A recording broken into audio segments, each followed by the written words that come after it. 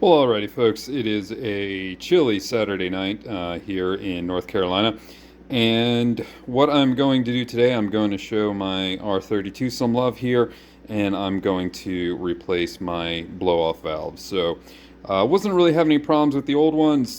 Just all the hoses and couplers and blow-off valves in there just look kind of old. So I figured, what the hell? I'll just go ahead and replace them all. So.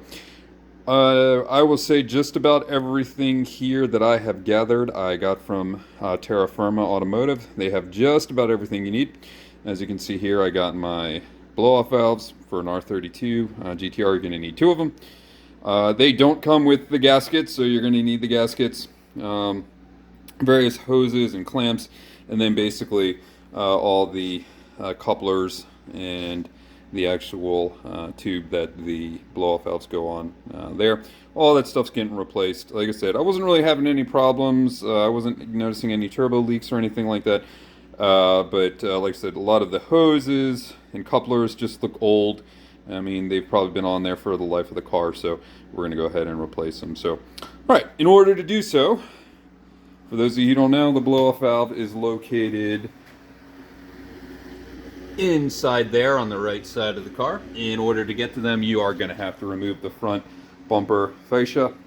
So I'm going to get to work on that. It doesn't look too hard to do. Hopefully I won't have to jack the car up to get to the bolts that are keeping it on the underside there, but we shall see.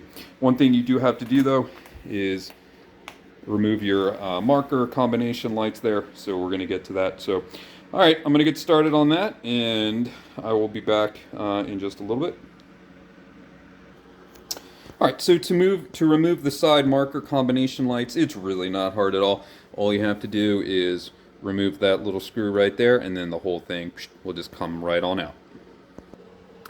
So you can see now with the side marker combination light out, there should have been a bolt keeping the front bumper on there, but as you can see with mine, it is missing. It is missing on the other side as well, so no big deal. I got some replacement hardware, so when I put this all back together, we'll go ahead and put that the new one in there. But anyway, there would have been one there, but there is not one there now. So all right, back in a minute. All right, so the next one you have to take out, we are over here, over by the wheel well. The front of the car is over here. There is a, it's kind of hard to see, but if you feel in there, there's a 10mm bolt up in there. It's kind of facing up like that, and that needs to come out. And there's one on this side, there's one on the other side. All right, so next thing you got to remove is, so I'm at the front of the car now. This is just behind the grill. You can see there are one. You can't see the one, and well, maybe you can kind of see that one there underneath the hood latch. Two, and then three little plastic screws there you got to remove. Three of them right there. All right, back in a minute. All right, so here I am. I am underneath the car, on the front of the car, here in front of the intake for the intercooler, and once again you can see there should be 3 bolts keeping those on, but mine are missing, so I don't have to worry about that.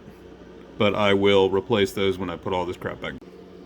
And again, I sound like a broken record here, but here in front on either side of these intakes here, you should see, yep, there should be a clip there, but mine is missing. And then if you come over here, there should be one there, but mine is missing. So the only other thing I should have left to do is there's 4, it's kind of a little bit hard to see, but there's 4 screws keeping this on. It's the same thing that keeps the air dam on, or my splitter on here. Those come off, and then this whole thing should slide right off. All right, back in.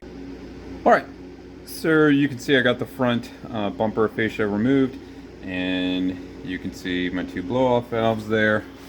The 1, 2, 3 couplings are gonna replace the 2 blow-off valves themselves. I'm gonna try to replace those 2 vacuum hoses there. I gotta trace them way back to wherever they go. And then the that tube right there. So that's all getting replaced. And yep, and it's pretty easy. I mean, I don't know if I'll do a step-by-step on this. I mean, you guys are pretty smart.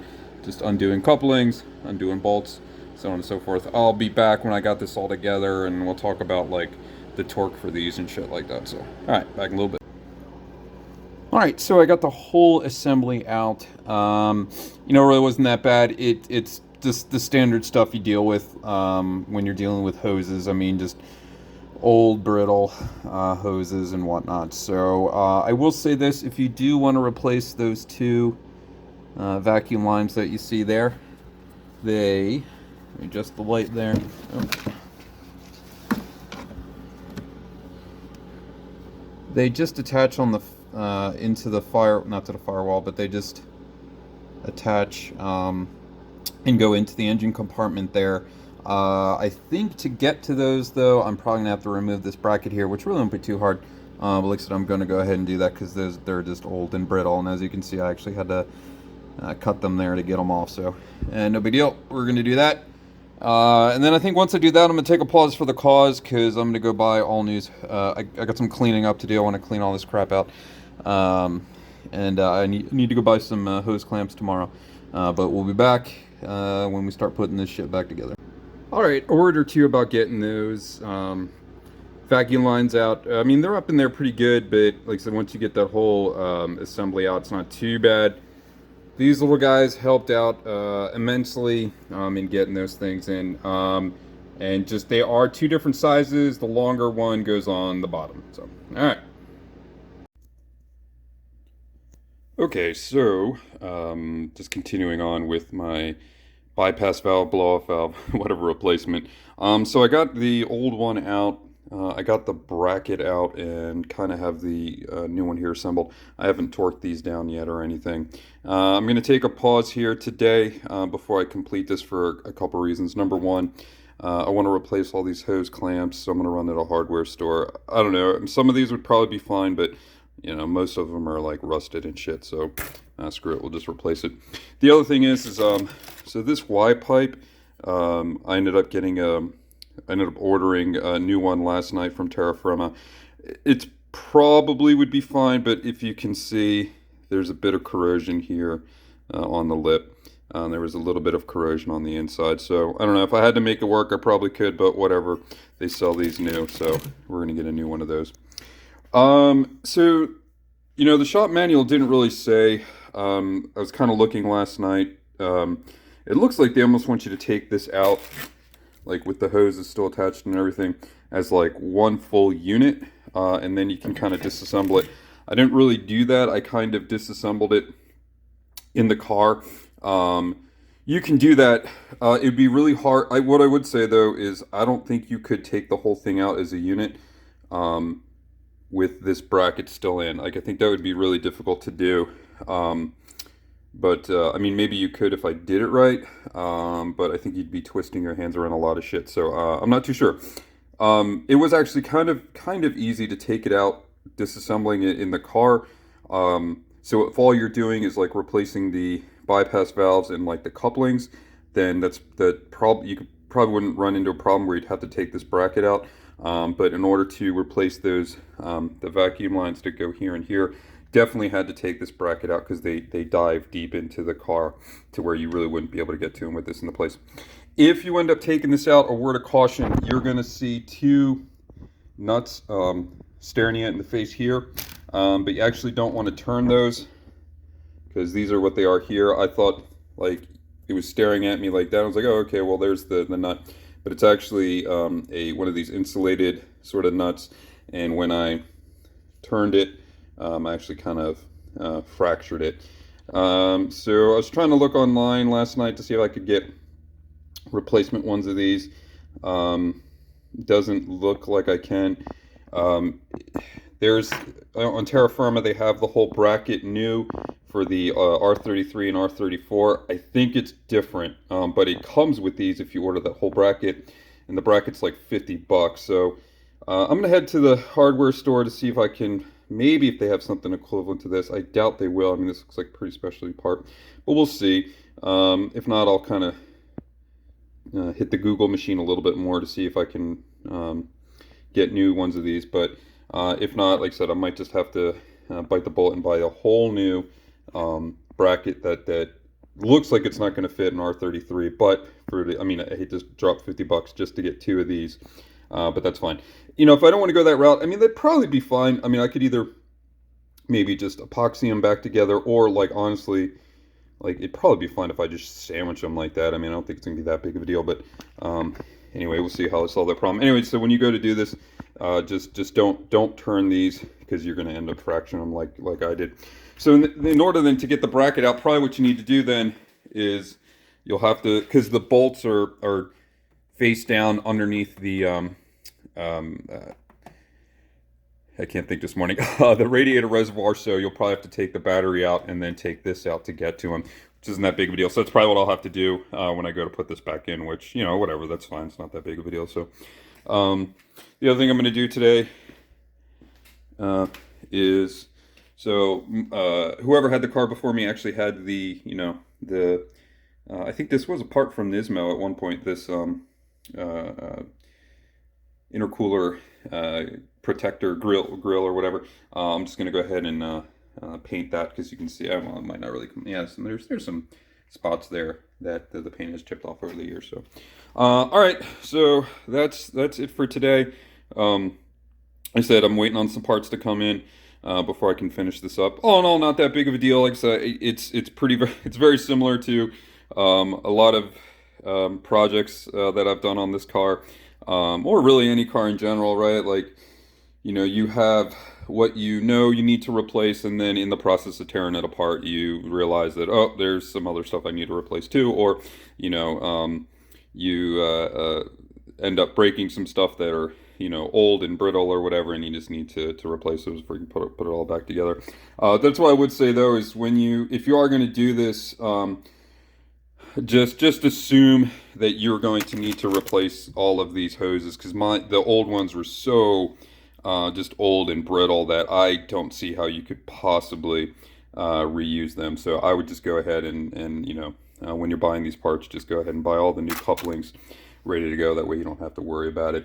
And then they actually sell like a whole kit too of all these little plastic clips for when you take the front fascia off and shit like that, because you most assuredly, either the ones on the car will be stripped out, or you'll bust a couple taking them off, or you'll end up like me where you have a bunch that are missing and you need to put them back on. So all right, well, it'll probably be about a week or so before all those parts come in, but we'll get this all back together when they do. All right.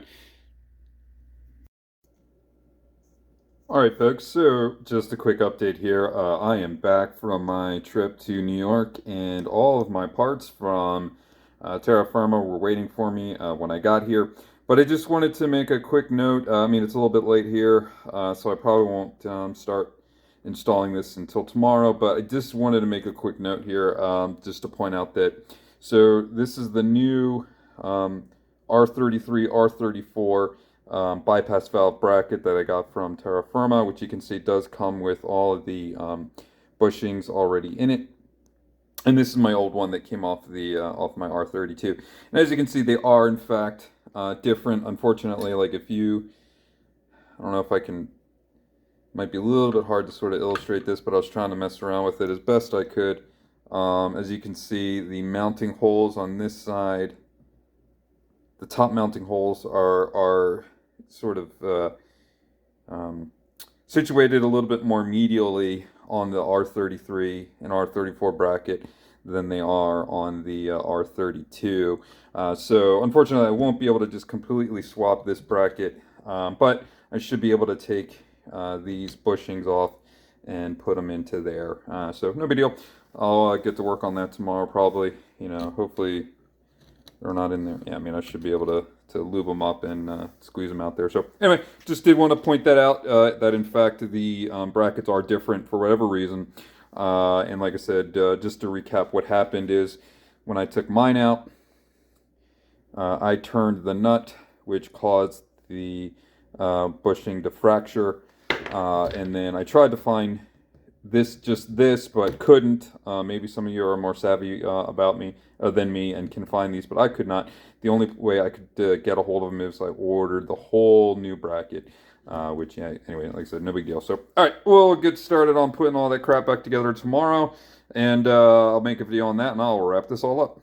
Alrighty. All right, so just continuing on with my bypass valve replacement here.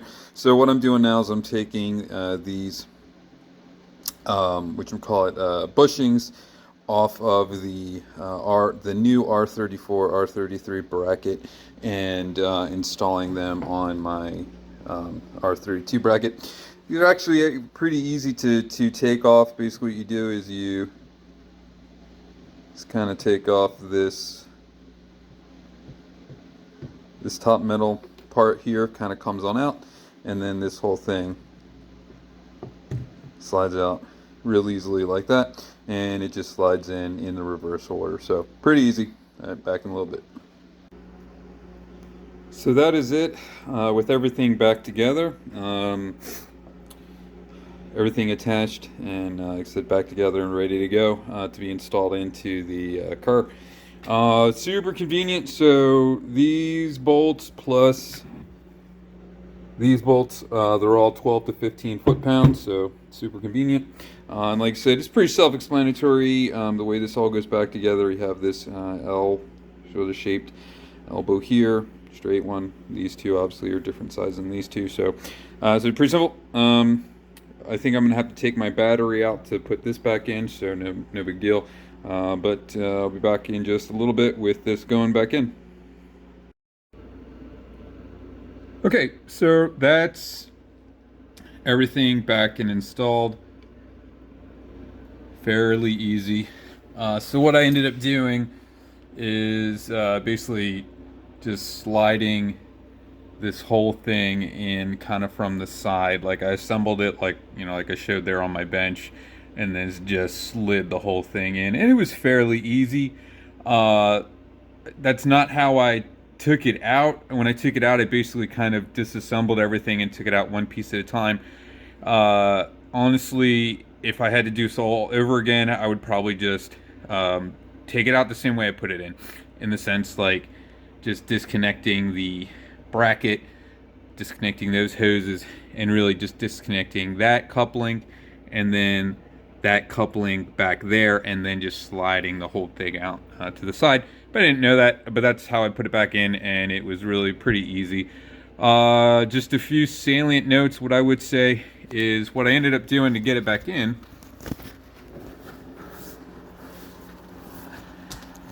So I did have to take my battery out, and I did have to remove the radiator reservoir. Those are the two bolts holding it in. Pretty easy. So like I said, I would just go ahead and, if you're going to do that, or if you're going to do this project, I would just go ahead and do that from the get-go and make your life a lot easier. The other thing I would say is these little guys, if you don't have them, they made this whole project a whole lot easier too. So, all right, I'm going to bore you with putting the bumper back on. That's the only thing I have left to do before this is all done. But all right, hope that helps. Have a good night, everyone.